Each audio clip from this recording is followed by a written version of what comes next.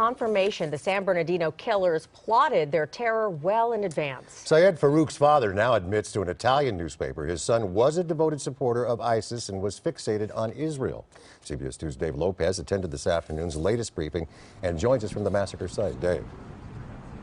Well, Paul, his father was very talkative yesterday, but not so today. Behind me, quite a scene.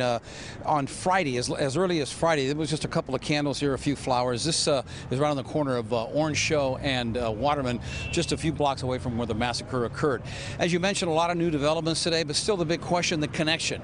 Is there definitely a connection to ISIS or not? The FBI is not going that far, but they are giving us more information as evidence today. We have found evidence of pre-planning. But the FBI still will not say if Syed Farouk and his wife, Tashfeen Malik, acted on direct orders of ISIS, only that this is definitely an act of terrorism. We have learned and believe that both subjects were radicalized and have been for quite some time. Now, how did that happen? The question we're trying to get at is how did that happen? And by whom and where did that happen? The FBI confirmed that Enrique Marquez, a longtime friend of Farouk, bought and supplied him with the 2 assault rifles that were used in the massacre. Right now, our major concern, the FBI, ATF, and the JTTF, is determining how those firearms, the rifles in particular, got from Marquez to Farouk and Malik. Right after the shooting rampage, Marquez checked himself into a mental hospital, and sources have confirmed for us that he is currently in the custody of the FBI. But is he under arrest? And what role, if any, did he play in this massacre? I'm not prepared to discuss Mr. Marquez at this point.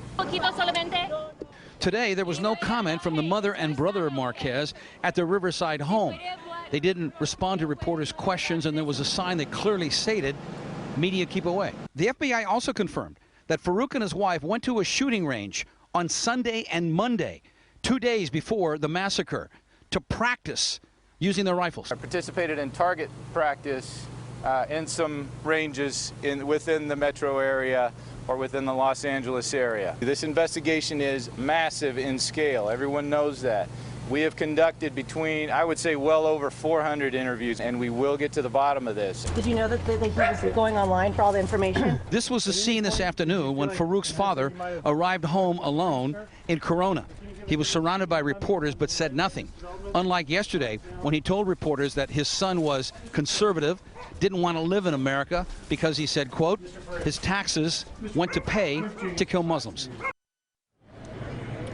It continues to be a constant parade of people coming here and lighting flowers, taking pictures, lighting candles, dropping flowers, taking pictures, showing any kind of respect that they can. This city is certainly one in mourning as well. A couple of other quick things that the FBI said today. They have traced a little more the overseas travels of Farouk. They've also been able to pinpoint a little more where the money came from. They wouldn't give too many more details. And about those pipe bombs that were found inside that condominium, they listed it as 12. They said that there was enough evidence there was enough components to make 19 pipe bombs.